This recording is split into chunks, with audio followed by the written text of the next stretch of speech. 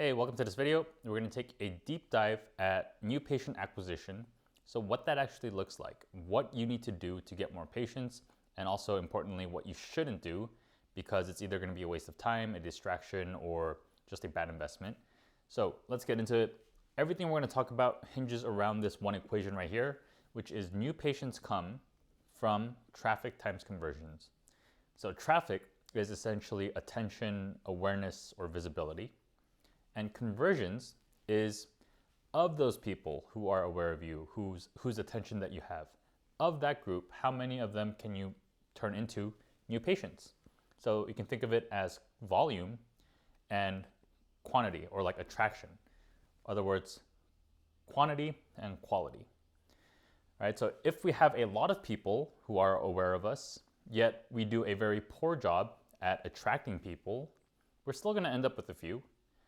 Or if we have very few people who are aware we exist, but we do a great job at being attractive for those people, then we're going to get a couple of new patients. And the magic really happens when we can get a lot of traffic, a lot of people who are aware of us, and also be very attractive to them, right? So that's the work that we're going to be engaging in today. So first, let's take a look at traffic. And what I want to say about traffic is, for the most part, it's solved, that we understand how to get traffic, that as a dental industry, we focus so much on traffic and all the activities that go along with it, that we understand it intimately.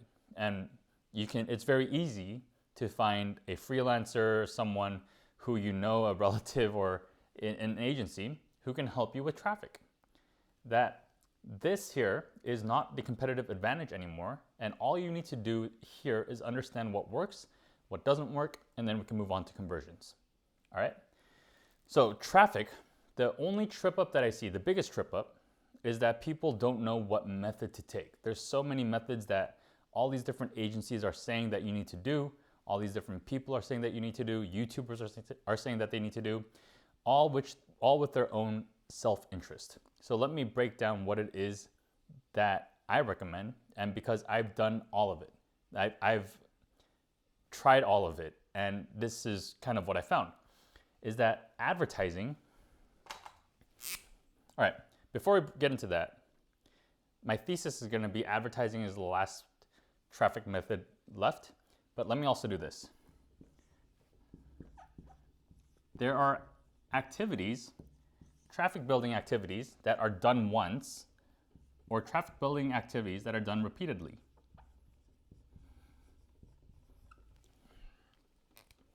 For the most part, the things that we have to worry about are the things that are done repeatedly. Because here it's easy to make investments that don't work. It's easy to put in time and energy and effort into things that don't work. And the costs are going to be bigger more often than the things where we have to do it once. Yet, also the potential for rewards are higher for things that are done repeatedly. All right, so what are things that are done once? Things like setting up your Facebook profile, setting up your Google business profile, setting up a system for getting reviews. These are things that are done once. What's done repeatedly? Things like advertising. We're constantly at every individual person is seeing an advertisement. SEO, where you have to continuously be creating content. Social media, where you're constantly creating content there as well. Right? These are things done repeatedly. And what I noticed is a lot of people who sell their services to dental practice owners exist in the realm of things that are done repeatedly. No one's really out there saying, hey, I'm going to help you set up a Google business profile, and then I'm done. It's going to be, hey, I'm going to set up a Google business profile, and then I'm going to do the work of constantly posting on your Google business profile. So that's the incentive. The incentive for people is to sell things that are done repeatedly. So I think we have in the industry, we've been deluded to think that all these repeatedly done things are very valuable, when in fact they're just perceived value because someone with their self-interest in doing things repeatedly have said it's important. What we see is that all we care about in this equation is that we want attention. We want people's awareness of us. All right, so let's take a step back and let's shelve other people's self-interest for a while, and let's take an approach of how are we going to get attention and awareness. Think of the platforms that have it. as we've moved away from yellow pages, from phone books, and move on to a digital economy, a digital place where attention lives, think of the platforms that own attention. Social media platforms, TikTok, YouTube, Facebook, Instagram, and search engines, Google, Yahoo, etc. These platforms that own our attention, where we want to engage with in order to get some of that, have made it so that it's a pay-to-play game. That if you want their attention, they know that they have the attention. It would be a terrible business model for them if they gave it away freely. If all you had to do was set up something up and you get all that attention. So yes, they'll give you some of it. If you do set up your Google Business Profile, they'll give you some attention because you're helping their ecosystem. You're playing into their ecosystem, but they're not going to give you the whole kingdom. The way you access, the way you leverage attention at will is going to be by and large advertising for all of these platforms, for Facebook, for Instagram, for all of these things. The alternative is kind of what I alluded to, where you add onto their ecosystem, you become a player that helps their ecosystem so that they can get other attention on board. So you either pay for advertising or you become an employee of them. You do the work of giving them stuff that they want to get other users to come. But now the problem with that, the problem with the second approach, is that when you decide to become an employee, so we see this a lot in doctors who decide to get famous on social media, you start to create content that is very different from the content that would get your people to visit you at dental practice. That it's content for general mass audiences at a global scale, whereas what you actually care about are local audiences who have deeper, you want to create deeper meaning, not shallow 30-second clips. You want to create deeper meaning so that you can get traction and ultimately create conversion into becoming a new patient. So therefore, the approach of becoming an employee, doing the things that these platforms want, going the organic route, is a very lousy method for actually getting new patients.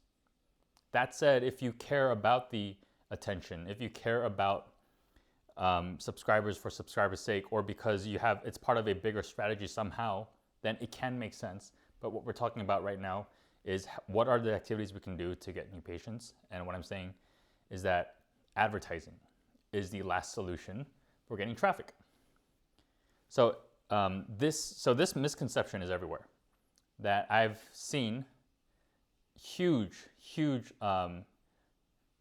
marketing providers, like one who is the licensed provider for a very, very famous pharmaceutical drug that dentists can use. They were recommending offices do SEO, which is super outdated, which is proven to have stopped around 2018. And so a lot of this misconception still exists. I just want to break it down that if you're looking at traffic, it has to be advertising. Obviously do all the other stuff, but what you'll find when you do Google Business Profile, what you set up local SEO, all these other things, is that the amount of leverage that you get is so small that these platforms understand that now businesses have a level of dependence on them, and they're actively trying to create situations where you have to pay to play. And that's just the reality of traffic. You can either say I'm wrong or hate it, but that's what I've experienced. Alternatively, you can go the route of conversions, which is what I'm trying to propose now.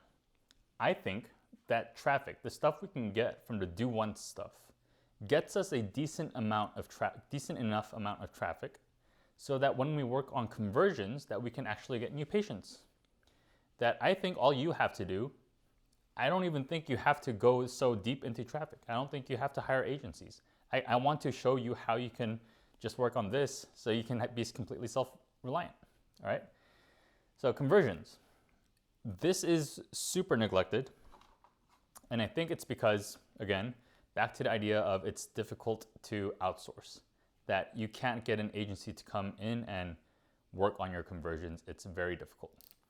So what is actually conversion? How can you become more attractive? Well, you're gonna have to change a lot more than just your website. That creating meaning, connecting with people, and getting them attracted to you as a practice requires a lot more than just lipsticking the pig or whatever term they call it, right? It's much deeper than that. All right, so what we want to understand here first is, who is it for?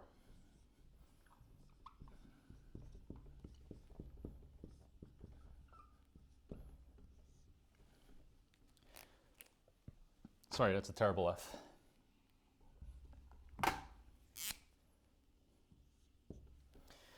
So when it comes to creating a practice that is attractive, the first place, the foundation of it, you're gonna have to start with who is it for?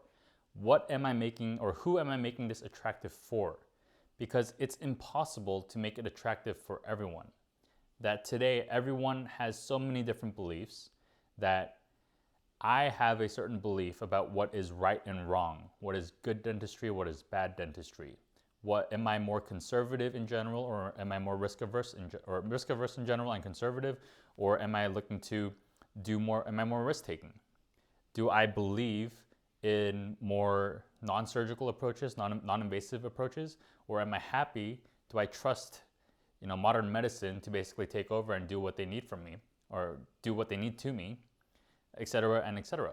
That we have all these different belief systems about what better means. And so if we try to create something that's better and more attractive, we have to first understand what are the belief systems that we're actually becoming better and more attractive for. And once we do that, what we're interested in doing is positioning.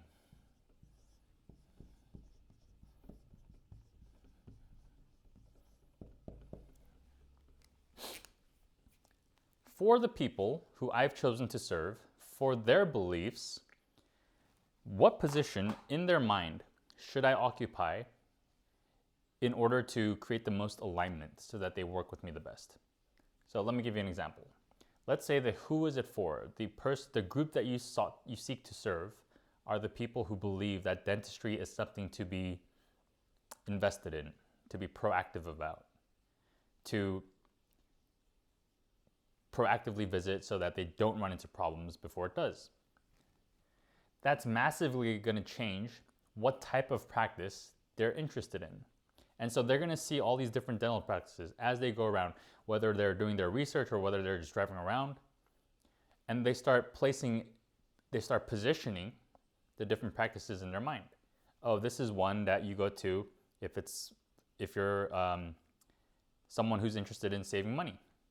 This is one that you go to if you want a luxury experience, right? It looks a bit too expensive for me because I'm not that kind of person. That could be a story. Or maybe this is one where the doctor is more conservative, et cetera, and et cetera. And as we take up a position in someone's mind, or the way, the method, the mechanics of falling into a certain position in someone's mind comes down from creating narratives.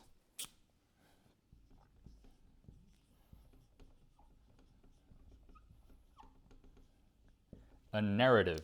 So a narrative is a story that we can hope to tell by aligning all the elements of our practice.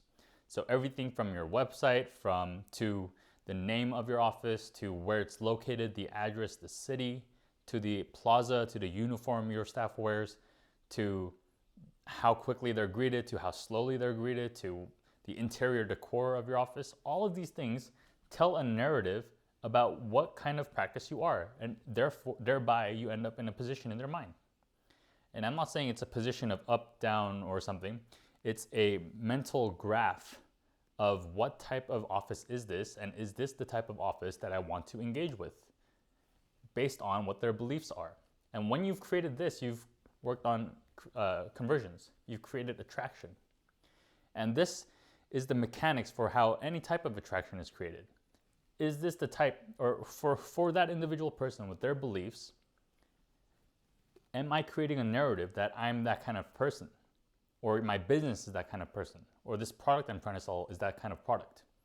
That's all attraction really is. It's alignment to what they believe is good and bad. So that's it. When you can increase traffic by working on advertising, by understanding that most of this is solved, and you work on conversions, then you can increase the actual number of new patients that you get. It's really straightforward. Like I said, we've all focused on traffic for a very long time. And because of that, we've really neglected conversions, and we're missing out on a lot of the benefits that working on conversions can get us. So, what are some of them? The first is that when you create alignment this way, and when you're not just getting patients because you played the volume game, it's a numbers game, and you've happened to get lucky and get more people, what happens when you create alignment is that you get patients who are willing to go through more hoops to work with you, who are willing to drive further distances.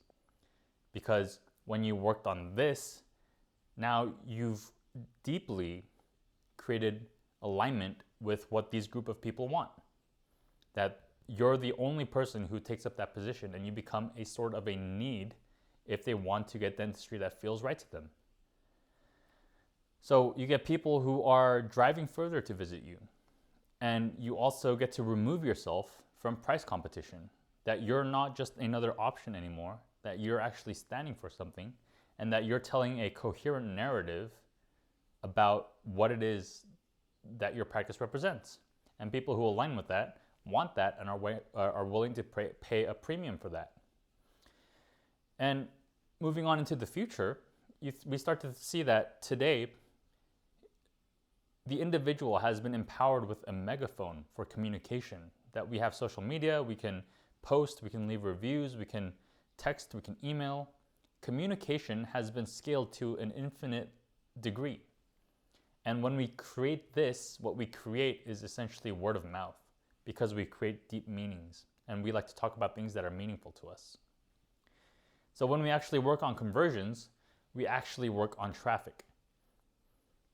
That's why I said that if you don't want to do advertising, if you want to neglect this entirely, that this is going to be the path forward.